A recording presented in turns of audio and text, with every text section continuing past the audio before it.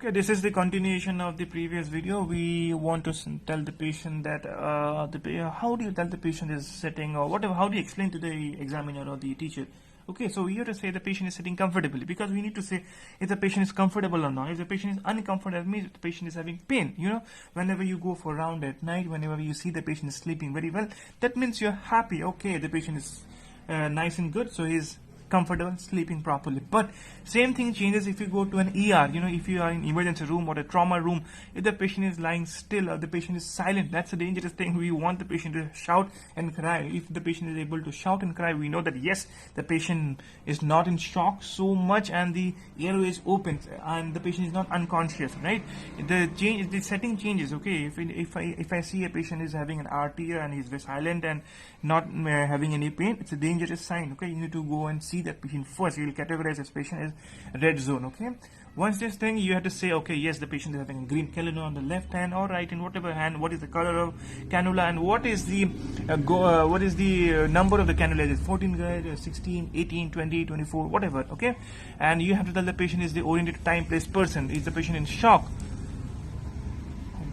All the cars have to go right now. Okay, never mind. Oriented time, place, person. You go and ask the patient, hey man, what do you think? What is the time right now? Is it night or day? Or you go and tell the person, who are you or who am I? I'm a physician, I'm a nurse, I am a shopkeeper, I'm whatever. Or I am. Where do you think you are right now? You are in your office, or you at your home, or you in the hospital, or in the room, whatever. Okay, now once this thing is done, you have to ask the patient. You will take the BP or blood pressure of the patient. Okay, so you have to tell you have to tell in this manner that, okay, I took the BP on the left arm on supine position. It's very, very important. Okay, you have to take in supine position, or especially you have to tell the patient to turn towards left side. It's very, very, very important. Okay, if the patient is in supine position and the gravity, the uterus is pregnant, no, it's going to compress, and the outcome of the BP will be around 20% less. Okay, so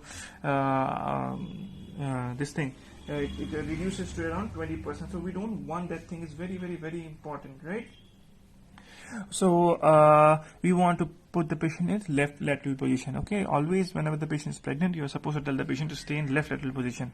Okay, and not to face upwards and the back is hitting the ground and your stomach is facing upwards. No, you should not do that. Okay, very, very, very important. Auscultative method and recorded as 120/80 millimeter of mercury. Very important.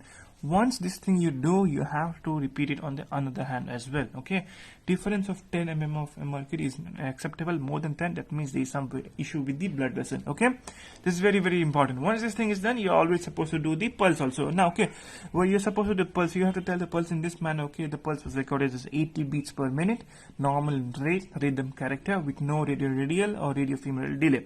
Now, whenever you do for an examination or whenever you're not in a hurry, you're always supposed to count for 1 minute, not 15 seconds, not 30 seconds. You're not supposed to multiply 4 or by 2. Always take the pulse for 1 complete minute. And whenever you're taking the pulse, there's another a trick that was taught by my teachers, whenever you're taking the respiratory rate of the patient, and you are a male doctor, and whenever you are examining a female, do not directly look at their chest. They will become cautious, they will become uncomfortable, so they will be starting to breathe heavily. So what you do is that you place your hand onto the wrist of the patient, you place a hand in the wrist of the patient, and then you assume and you just act it out that you're actually taking the pulse of the patient, but rather keep your eyes on the chest. So in this way the patient will be relatively relaxed. This is very important. Anytime man, anytime you're taking any examination to a female patient and you are male, it's absolutely necessary that you put on the curtains around the patient, and you it is mandatory that you should have a female attendant. Anytime the female attendant goes out for any work, maybe 5 seconds or 10 seconds, you also get out. You cannot stay alone with the patient. Nowadays, medical legal cases are very, very, very common, and you will be gone if something goes wrong. So female attendant has to be there. No female attendant, you're not supposed to examine the female patient. That is very, very, very necessary that you have to do. And also you have to take the consent, and then yes, obviously you have to maintain a privacy. You just use the curtains around the patient and then proceed whatever you have to do. That's all. Thank you.